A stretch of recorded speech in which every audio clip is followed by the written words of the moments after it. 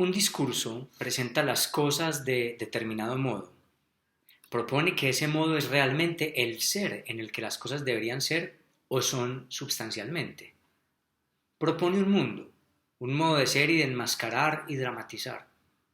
Es decir, sugiere, las más de las veces exige, unas intenciones verídicas, unos efectos de verdad, según Foucault.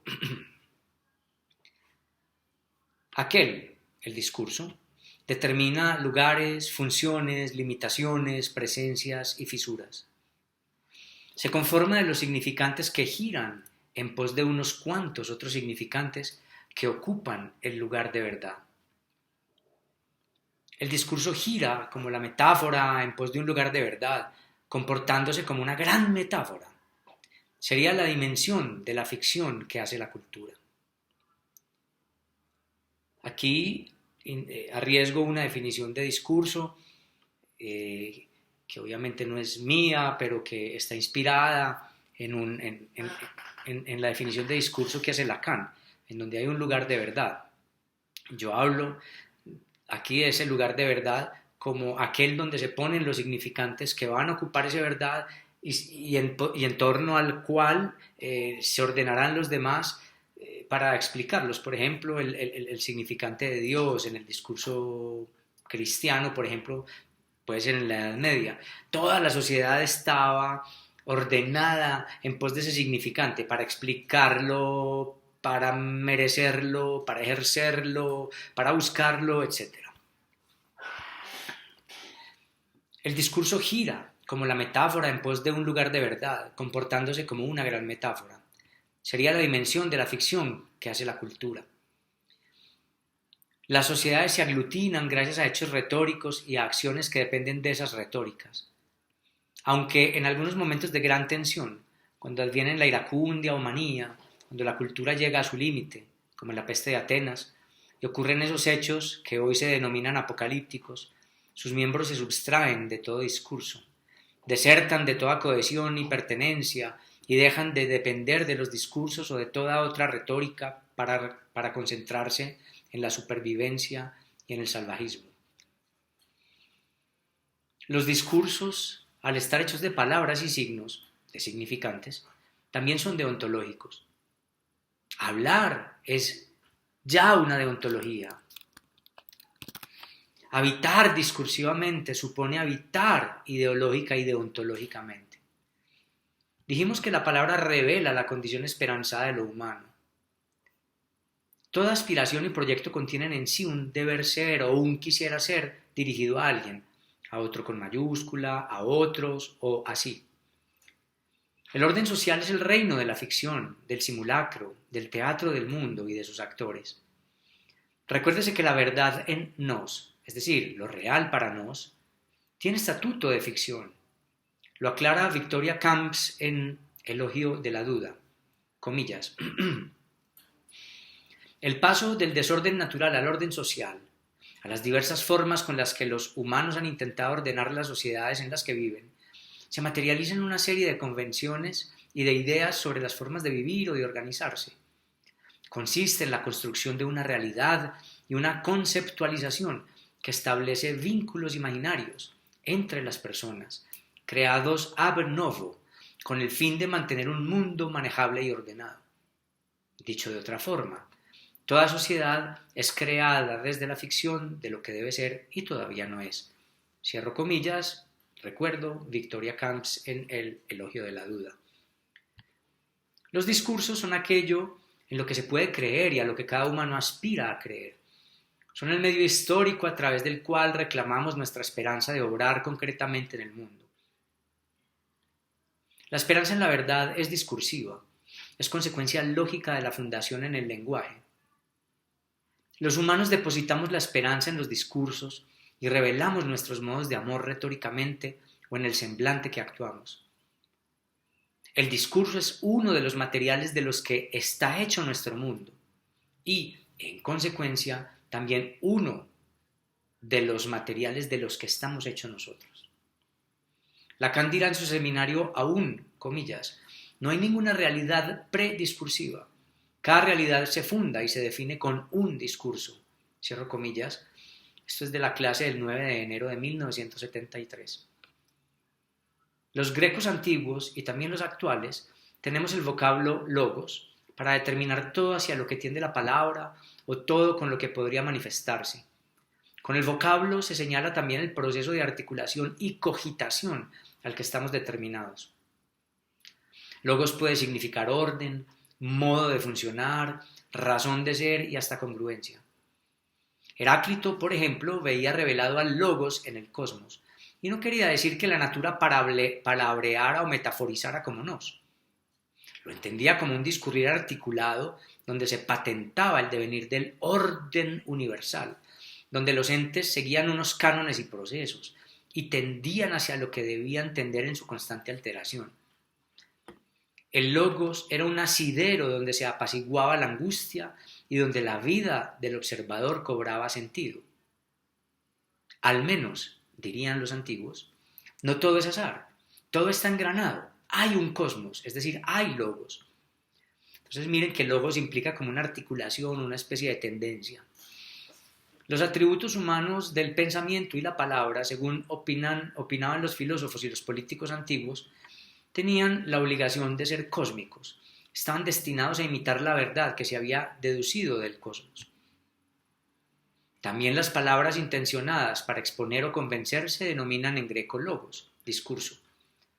Es decir, algo que está engranado, que tenga un orden, que pareciera dotar de algún sentido y de algún rumbo. Por eso todo este tropo semántico. El discurso debía aparecer ordenado, ascendente, tendiente a algún lugar, debía probar una trama argumentativa. Los argumentos no se lanzaban al azar, el tono de voz se controlaba y se pensaba en el auditor para poder conmoverlo y convencerlo. El logos era lo contrario al azar o a la digresión. Los logos discursos políticos y orales se clasificaban según sus intenciones. Podían ser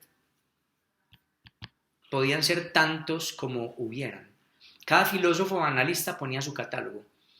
Es importante saber que el discurso era un recurso retórico que giraba en torno a unas verdades que intentaban conmover y generar unas acciones útiles en los interlocutores. Ir a la guerra, que se pagaran impuestos o cualquier otro asunto.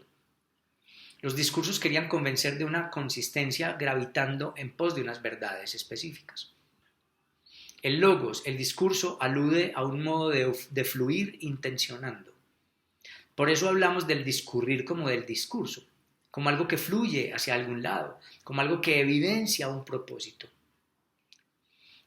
Conforme corría el tiempo, la filosofía se preocupó por determinar qué podía entenderse por verdad y mentira en un argumento y quiso evidenciar a qué tipo de verdades se podían acceder y a determinar las famosas falacias argumentativas.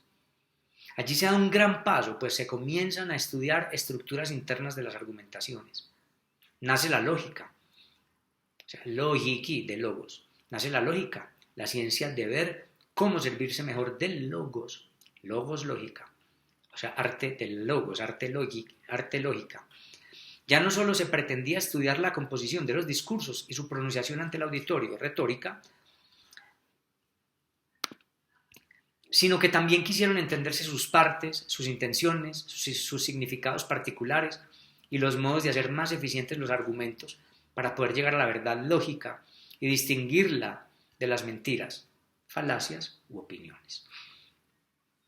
Como fuere, quedémonos con la idea de que los antiguos tuvieron claro que los logi, los discursos, giraban en torno a unas verdades y que aquellas se evidenciaban en el lenguaje o eran producto suyo, de las argumentaciones y de las intenciones.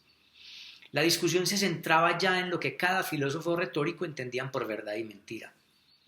Los logos determinaban el piso desde el cual se dialogaba, es decir, desde donde se hacían los diálogos, porque en últimas dialogar filosóficamente, al menos tal como lo enseñó Sócrates, suponía examinar las bases de los discursos desde donde hablamos y nos constituimos para revelar sus fracturas. La lógica como ciencia es posterior a los diálogos socráticos. Yo los menciono después de la lógica, pero tengo claro que fueron primero Sócrates y Platón y después Aristóteles con su estudio de la lógica, aunque podemos ver atisbos de estudios pragmáticos y estudios lógicos en Platón. Cuando con el pasar de los siglos la humanidad se fue interesando más en el lenguaje mismo, la noción de discurso se extendió para pensarse, no solo como lo que se pronuncia, sino para entenderse como un proceso cogitativo, como un mensaje o como una consistencia que determina una epistemología o una práctica. Otros llamaron discurso a lo que también podría denominarse medio o posibilidad, como cuando se dice discurso oral o discurso escrito. No hay más que echarle un vistazo al diccionario de la Real Academia Española para entender los múltiples sentidos que puede tener el vocablo discurso hoy día. Entenderemos al discurso si es que realmente existe eso como tal, porque muchos teóricos sospechan de esta noción tal como se plantea, como lo que desde lo simbólico brinda una consistencia imaginaria, como aquello que gira en pos de unos significantes de verdad, que intenta encerrarse como una especie de esfericidad y que ofrece una determinada imagen de mundo, una Weltanschauung, una cosmovisión. Repetiré esta definición de discurso entonces. Lo que desde lo simbólico brinda una consistencia imaginaria, como aquello que gira en pos de unos significantes de verdad, que intenta encerrarse como una especie de esfericidad y que ofrece una determinada imagen de mundo, una Weltanschauung, una cosmovisión. El discurso propone retóricamente una noción de mundo, un modo de ser, vivir, sentir y hasta de hablar, tratando de una suerte de epistemología sobre alguna verdad. Así podemos hablar del discurso médico, del discurso de la lingüística, del discurso del veganismo, etc. Aunque en la práctica uno termina evidenciando discursos en seres humanos particulares. Uno termina evidenciando discursos de seres humanos particulares y de sujetos específicos que los interpretan y se ajustan a ellos o se desajustan. No hay unanimidad más que imaginariamente. Más aún, realmente se constatan personas con intereses particulares de dominio que quieren hacer parecer sus convicciones como el discurso absoluto que el resto de humanos debe asumir o al cual debe obedecer. En cierto modo, en la versión ampliada de discurso que proponemos, o vaga, dependiendo de si se duda de ella, hay un cierto delirio, una cierta invención, un asidero en lo imaginario.